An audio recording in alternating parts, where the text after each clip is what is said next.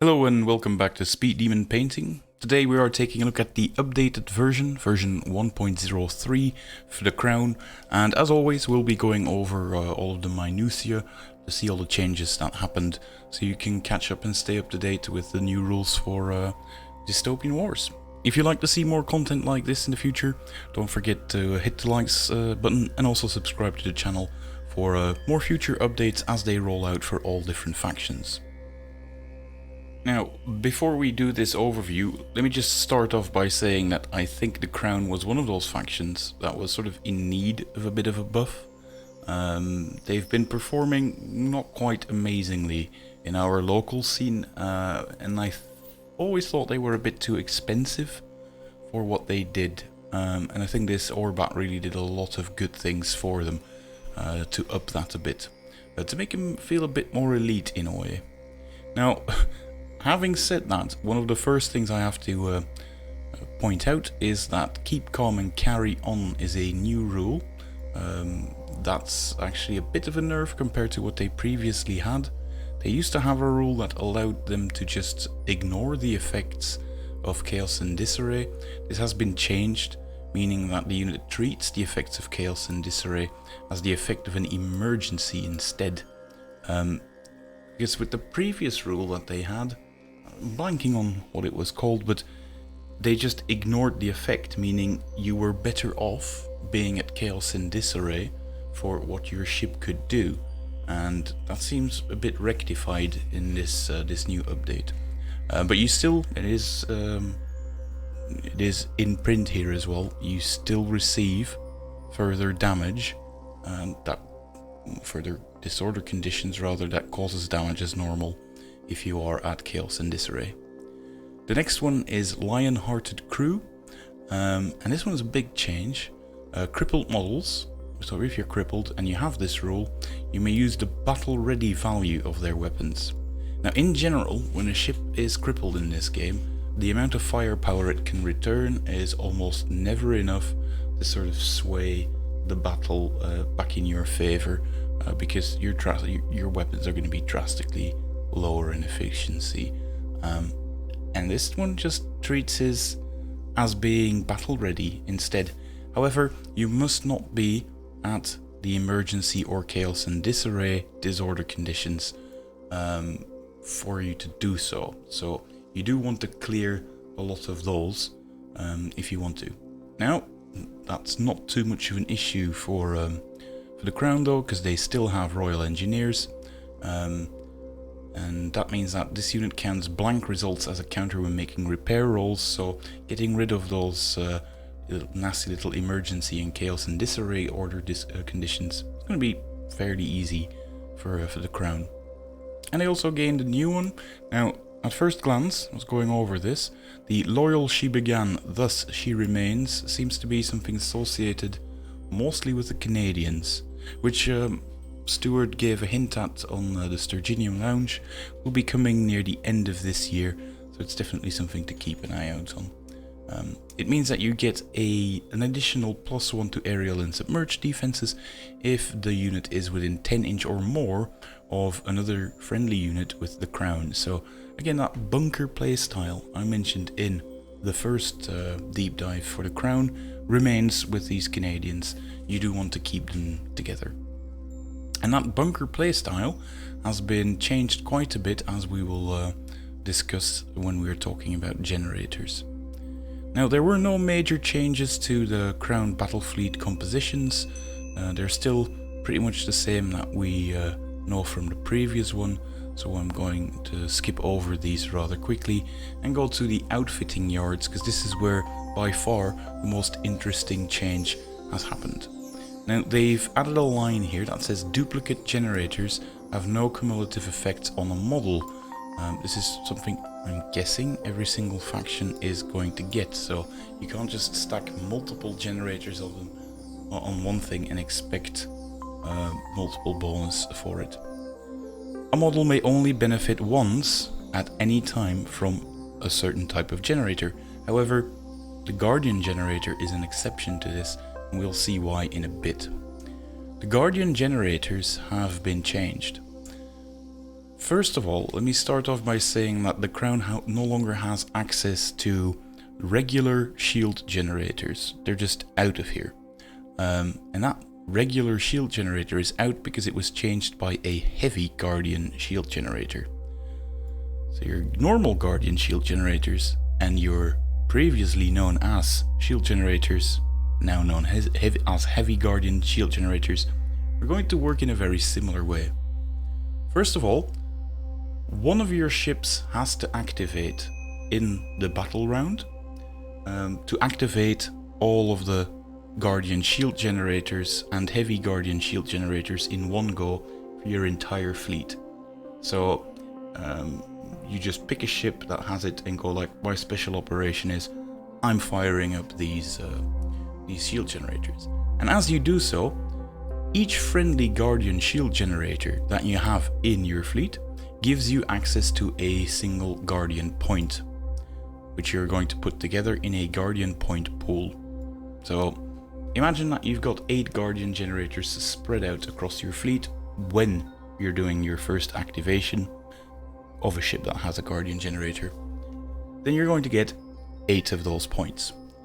Now, when any friendly model with a Guardian shield generator is declared as the target of an attack before the attack is rolled, you have to nominate how many of those Guardian points you're going to be using from the Guardian point pool that you've just accumulated when you activated this one.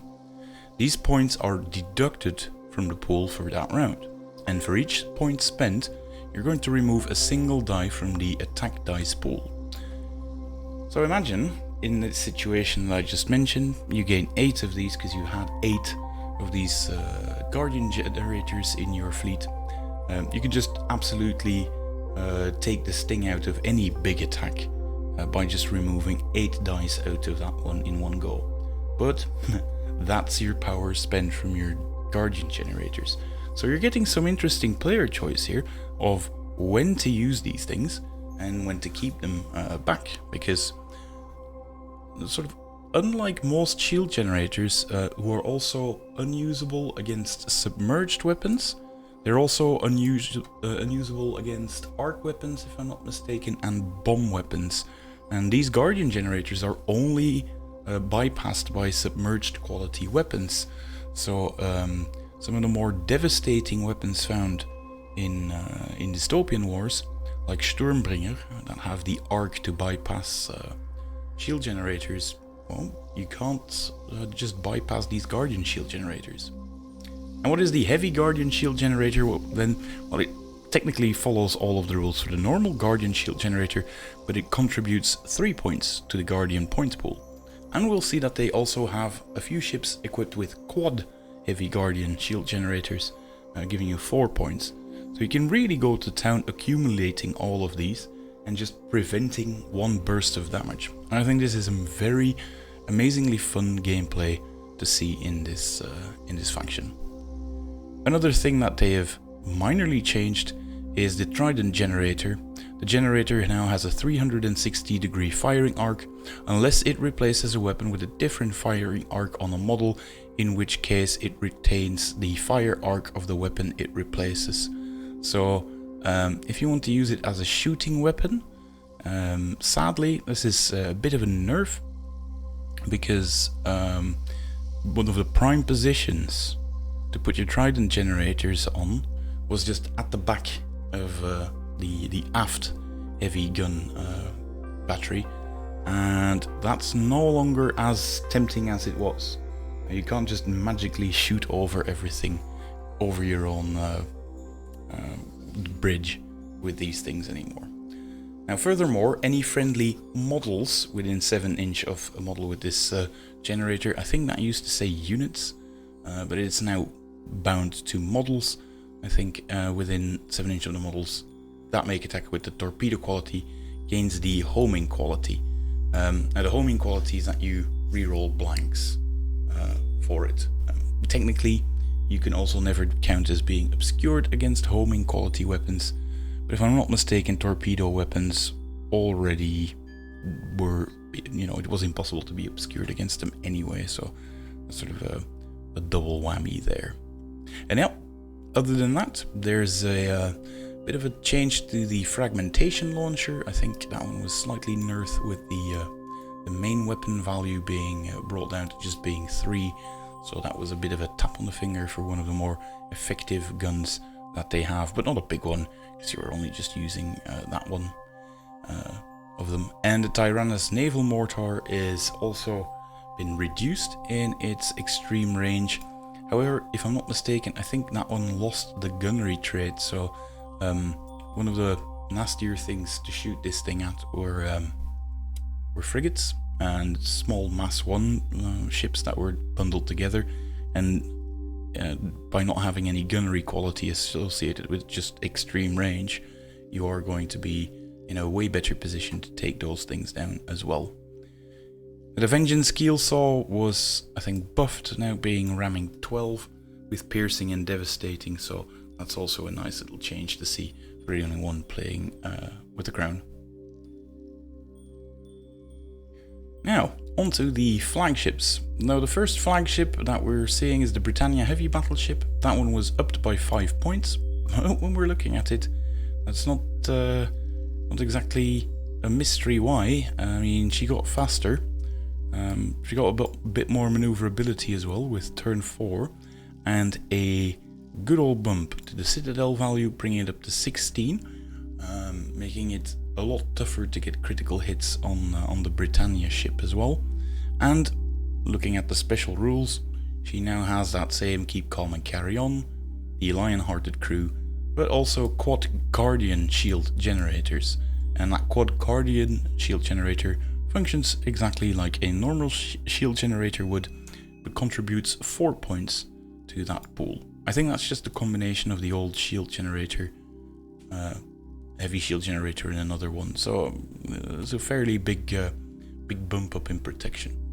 Now, the increase to Citadel is something we'll see across the board, and Stuart did hint at it on the Facebook group that this would be a common change seen throughout the game. So they are again doing a very small bump up in the number of critical hits that you can achieve against ships. And it's not always a case of just Citadel being double the armor value, like it just happens to be in this case, because that would make it a very uninteresting stat in my opinion. So they didn't go that route, luckily. Now they also introduced a brand new Dreadnought class ship, so a Mass 4 one. And, well, similar defensive stats to the Britannia, except of course the Britannia had 9 hull points and 4 in crippled state. This one has a whopping 10 and 5 in crippled state, so slightly tougher as well. Needs to be, because it is 365 points, but just look at that gun array that is on here. You're going to be, having a hard time deciding what weapons you're going to be using that juicy heavy magazines rule on, because just look at that. A total of 4 heavy gun batteries, 2 firing to the front in a 270 degree arc and 2 firing in the rear.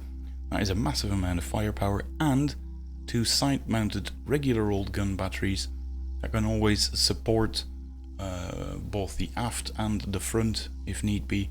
So you got some serious firepower in the sense of a lot of heavy gun batteries on this one. And I skipped it before. I have to go back. Apologies for that.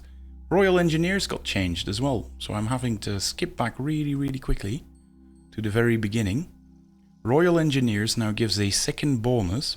Heavy gun batteries and gun batteries gain +1 to their lead action dice value when you use 2 or more weapons as support for their action dice pools. So why am I only mentioning that with this new gun? This one is an absolute prime candidate to make the best use out of new Royal Engineers. You can easily just pile together one of your heavy gun batteries, for instance, with 2 smaller gun batteries, for instance in the aft, and then just do a side volley using your heavy magazine rule like this, and pull them up together for some even higher results, because don't forget you get +1 to your lead action values.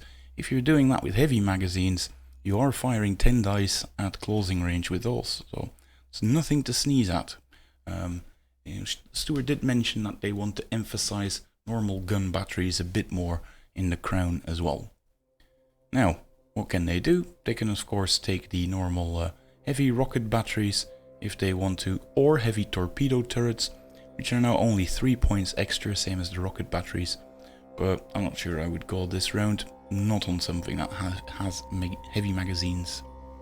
You could consider taking a single generator as well to go with it, but seeing how it has the perfect stats really for that Royal Engineers rule, I'm not sure I would be doing that on this ship. It's also an inspirational ship, so it's very good that you're allowed to reroll things within close proximity of it, and it has access to the Quad Guardian shield generators, so this one really is just a bigger, better Britannia for those who really like these heavy assault ships. I'm quite looking forward to facing one of them. If we're looking at Canadian changes, like I said at the start, these are the ones with that loyal she began, thus she remains rule that we can find over here, giving some extra defense value, and you know, they need it for their air defense, the submersible carriers, although not an issue as much the air defense value, because if you're being attacked by aerial weapons, you are a submerged unit, they can't target you to begin with, so that air defense of only 3 doesn't really bother me that much. The submerged defense of a massive 7 with this new rule is a lot better. And it also gets the Guardian Shield generator in this one. So it doesn't really get as many reduction in shield points as the previous one, but you know, it's also a lot cheaper. And the big change that we see, and this one's going to be rolling over to virtually every faction, this is interesting for everyone, is Unexpected Arrival. We're seeing more and more units that have this rule, and a lot of people have found it to be incredibly devastating, because if you can just pinpoint accurately drop in with one of your ships, this is a game where good positioning and good maneuvering with your ships is crucial to get those sweet firing arcs off, and it was a bit too easy with Unexpected Arrival. It's been changed. It no longer allows you to re-roll the dice for when you arrive, but instead of being deployed as normal for the encounter, it may be held in reserve. That's nothing new. Roll to arrive by reserves as normal. Remember, you can come in from reserves if you're very lucky and get an exploding hit on the first turn. However, with you not being allowed to re-roll it anymore in this Unexpected Arrival rule, that is now a 1 in a 6 chance rather than 1 in 3, as with the previous rule. However, it has been buffed, because from the start of round 2 upwards, this unit can automatically arrive from reserves. That wasn't the case, you still had to roll that hit, which is the equivalent to a 4+, but even with your reroll, that would be the equivalent of 75% chance to arrive on the battlefield. And well, that's been changed to only being 1 out of 6 in turn 1, but automatically in turn 2. And now the big one, the big oof. You still have to arrive a bit away from nearest terrain feature. However, on the round it enters play with this rule, models in the unit may only fire weapons using the crippled profile in this case. Now, I do wonder how this stacks with that, was it Royal Engineers rule? The ones that said that they can fire using the full stats even in crippled state. I don't think this one counteracts it, to be honest, because the ship's not in a crippled state, it's still in a battle ready state, you just have to use the crippled value. So I don't think this overrides it. And that means that the amount of alpha strike through this Unexpected Arrival has been toned down significantly, and I don't think that's a bad thing for the game, to be honest. Next up we have the Sabre Command Cruiser. As you can see, the Sabre Command Cruiser also has had a healthy buff in its Citadel value, going up to 12, with a bit of a bump up in fray as well, but that's not where the impressive new changes comes from for this unit. It's been bumped up to 300 points, I think it was 280 in the previous iteration, and they've just, made sure that people know that this unit does not conform confer both the squadron killer bonus to your enemy and the flagship killing bonus if destroyed. So only the one from destroying or crippling flagships is in play. The big change, however, is the command and control, and we're now seeing the first version of what is effectively a counterspell. This rule is immediately used whenever the opposing player plays a Valor card effect in an encounter where this unit is in the play area. So this unit has to be on the board, it can't be lounging back in reserves anywhere.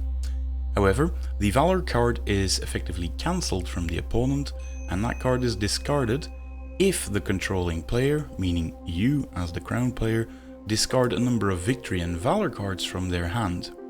In order to use this one as a counter spell, you have to use the initiative numbers, the ones in the top corner, because they need to be higher when you combine new cards that you're discarding than the value of the initiative number of the valor card that your opponent is just trying to play. So you can use it as a counter spell, which is great for the British because they've got this very nifty little combo with the Athelstan cruiser where you automatically apply shredded defense and then just go ham with torpedoes. And that's a great combo, but in actual gameplay we have found out that I was rather easily countered at times because, and I've checked this, there are a grand total of 17 cards in the deck that allow you to remove either a condition token or a critical damage marker. So it was very easy to just, undo your nifty little combo in the British fleet with just a single card. And having a Sabre squadron that can just go like, no, you're not, is invaluable in my opinion. I just got the Victory battle fleet, and I think I'm just going to immediately go for 2 Sabres for this reason alone. Now, the Lord's Hood was changed in a very similar way. You just get 3 of those as well, and you get the logistical support as an added bonus to it. Now, remember, you're getting 3 of them. I mean, it's not a bad one per se, but I think getting the bonus already when you've got 2 of them at 300 is slightly more worthwhile, because the actual damage that the Sabres do themselves is, not bad, but not that impressive compared to some of the other flagship units in the game. So I'm still not that enamored with that unit. The Toronto Control unit cruiser is the equivalent of this one. This is the Canadian version of it, and that also gets the command and control unit. I'm really hoping we can see that one in a few other fleets as well, because that would make the card play more interesting than it is at this moment. So this is also 2 Toronto Control cruisers, so if you want to use those with the Canadians, you can as well now. The Victory Heavy Carrier now has the Heavy Guardian shield generator, so the shield generator that it normally had is gone, and the Keep Calm and Carry On replaces the old previous rule that I'm blanking on still. Sorry about that. The HMS Ark Royal has been changed in a very similar way, and I still like this one. This one changed at 380 points, and that's great. That's an absolute steal. Always go for that version if you want. And this is some preview artwork that I can't wait to see the actual model for, that is teased in this new Orbat, those Crown rotor ships. I mean, I used to be a big World of Warcraft player, and that just takes me back to the Alliance gunships, so bring them. Can't wait to paint those up when they come out. Next up, we're taking a look at the different cruisers. Now, the Agincourt has got a new turn limit of 4, which was a slight change to before. Also, the new Guardian Shield Generator rule for it, as you'd come to expect, and the new Keep Calm and Carry On rule. But the big thing is now the Spotter rule, which was changed. We saw this one in the previous one as well. You now need to have a special base-to-base contact with him. But I don't think they had Spotter before, and maybe that's why the Tyrannus naval mortar was reduced in numbers slightly, now being 11-6, but having lost any gunnery shenanigans on that one, and having gained spotter, I'll take that over anything else really. I think that puts the Ajin Corps in a better position than it previously was, despite the Tyrannus naval mortar no longer being that juicy 12 brackets 8 weapon. But yeah, you still have to pay points if you want those extra rules associated with them. So you can go for a submerged weapon as well. Although with gunnery being gone, I can't really see this one as being better in any way, if I'm honest. You're just allowing your opponent to take submerged defense rolls against them, and not being hindered by gunnery anymore means that I think this is actually a downgrade, if I'm not mistaken. So I do hope they fix that one in the near future, because yeah, that seems a bit pointless to me. I can't for the life of me think of why I would want that cannon to be submerged for additional points.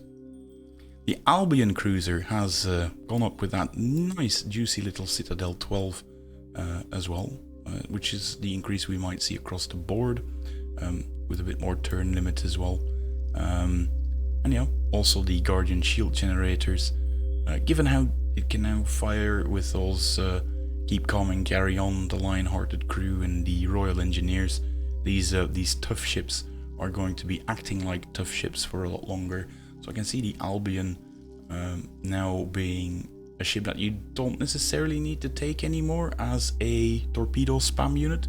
I think you can just use this one with the heavy gun batteries just fine in this new edition, because it has new sets of rules that make it stand out a bit from the other versions. So yeah, I think the Albion cruiser, the design compared to my previous Orbat has changed, and this one is just going to be a middle field brawler instead of just a torpedo spam unit. The reason why is they've got something way better for that now, but we'll talk about that when we get there. The Athelstan Flak cruiser, here's one that doesn't get the bump up to the full 12 Citadel. So it's not just, like I said at the start, where Citadel has become a boring stat that is just double the armor value. That is not necessarily the case. You're going to get some more, these are more ships that you want to keep in the backfield as well. And they've got a very cool new rule. Their fragmentation launchers can actually be used as a flak barrage. This unit may target friendly units with enemy SRS tokens in base contact. Resolve the attack as normal, so you just roll your dice, but instead of applying damage to the unit, I mean, you don't want to be firing at your own ships and nuking them into oblivion. You're going to remove one enemy SRS token that is in contact with unit for every dice that is a red result. So you're not looking to count up all the hits, you're just saying like, well, I've rolled 6 red results, that's 6 of those SRS tokens nuked off the board. That's a great and fluffy rule, but as things are right now, I'm always underwhelmed by how much damage SRS actually does. So I'm not sure that I'm that keen on seeing ships nuking them out of the skies as well, even though I can understand that with the Athelstan Flak cruiser. It's 100% in line with what you feel like it should be able to do. The Bedivere Monitor is a tough old cookie with the same stats as the Albion, just with fewer gun batteries on there, so nothing much has changed. It's just a buff across, and you know, if you're looking for cheaper access to Guardian shield generators, you can find them relatively easily here with this Bedivere Monitor as well. The Canadians, again, the slightly heavier version has been bumped up, so there's not really, you know, a need to say the same thing again. The Caliber frigate is an interesting one. Well, first of all, it starts off at 60 points for 2 of them, and I can understand why. I mean, they do have the auxiliary mine layer, so there's a reason why your first 2 ships are at 30 points, but the next 4 are only 26 points. Having said that, they have been bumped up to a juicy little Citadel 12, which is the same value you see for cruisers, so they're not just going to get one shot that easily by a critical hit from your opponent. And with 3 hull points rather than 2, those are some tough old frigates, and make me feel really bad about my Japanese Kyoto frigates even more. So here's to hoping that they see a similar treatment to this obviously way better unit. But yeah, it's worth fielding Mass 1 ships better, but unfortunately it can't quite match this absolute gem. The Excalibur Heavy Destroyer was already a ship that I kind of liked to see, because it had a lot of good things going for it. That one's now been bumped up to an almost battleship-like level of Citadel of 13 with 3 hull points. So yeah, good luck just nuking that one to bits using a single gun battery and hoping that you're a bit lucky. That chance of that happening is next to nothing. And this is the juicy bit, with the Royal Engineers rule and lots of little gun batteries, they're shooting better with those, but the absolute crown jewel is they now have the full torpedo salvo. I mean, a cruiser-sized torpedo salvo on a heavy destroyer makes this one of the most versatile, well-armed ships for its size, like it says in the fluff in the game. And yeah, I think any list I make starts with 6 Excaliburs in there. I mean, that's a gorgeous unit to play with. Tough, durable. Yes, they are Mass 1, but if you've got Citadel 13, don't worry about taking critical hits. I mean, 15 hits would have destroyed it anyway. And if you're just using those torpedoes with Giant Slayer as well, and Vanguard, so you can get into a very good starting position for that as well. It's a gorgeous ship to play with. The only downside I can see for it is the fact that you've got side-firing gun batteries, preferably, with forward-firing torpedoes, so getting the most out of that unit is going to be tough. But, and again, if you get so much for 80 points, you know, just take it. It's a brilliant inclusion. The Halifax Shield Cruiser has got something fun now with the McCurdy Shield Amplifier.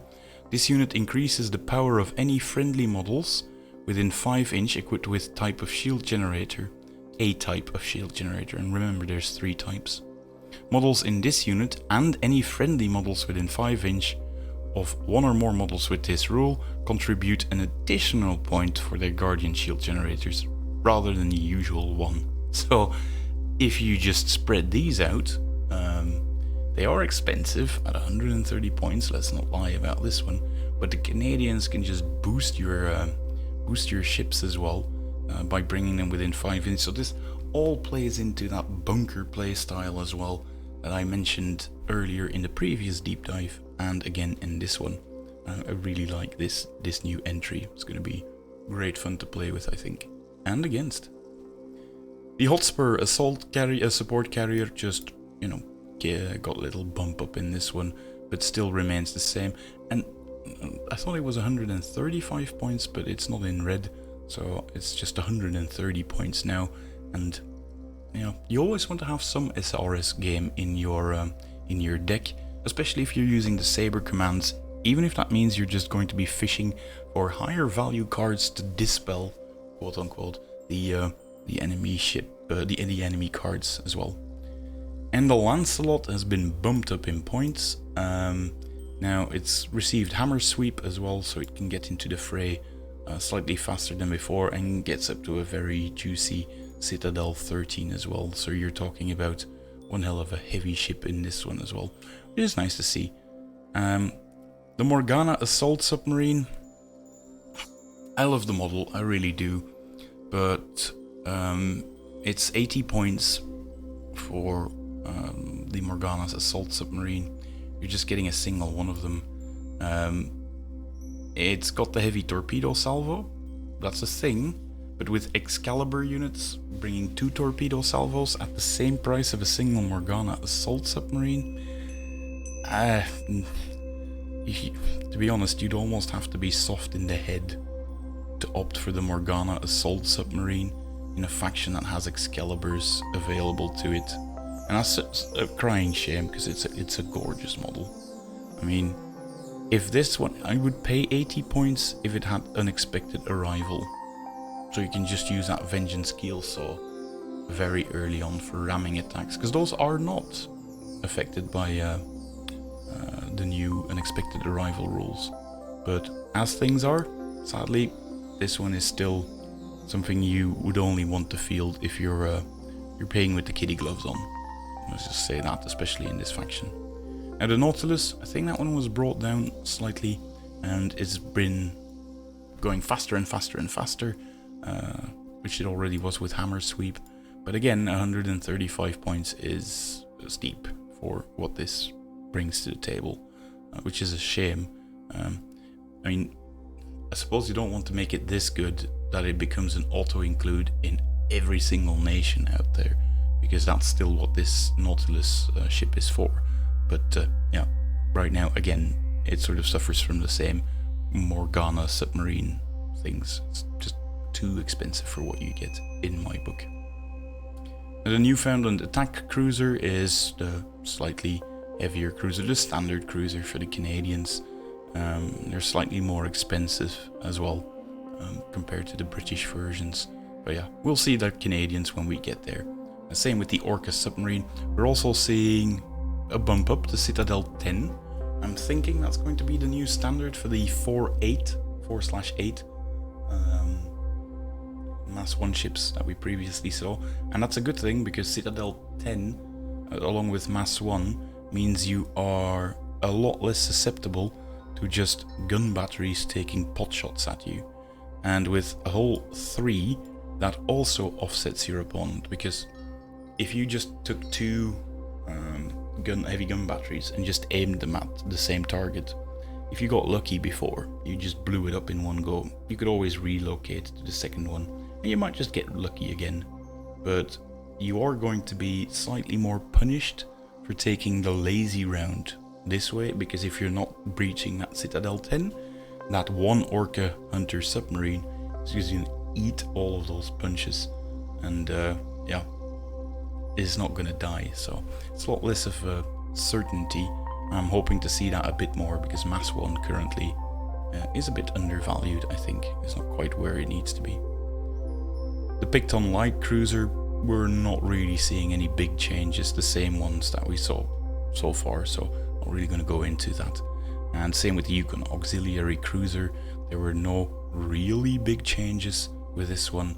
Just a little bump up and the new Guardian Shield generator, so we are seeing some more artwork being implemented in these Orbats, and that is always great. So all in all, I think for all of the updates that we've seen recently, the Seismic Mortar was a big one for the Commonwealth, but I don't think it's nearly as impactful overall as we've seen with this update. I think this one really shakes this faction up quite a bit, and I'm really loving the new Guardian generators. It makes the generators a more active choice, which is always a good thing. And I'm really loving the counterspell card play with the Valor cards. So massive thumbs up for these. It's a nice interplay that the Crown really did deserve. So keep calm and carry on, and I'll see you next time.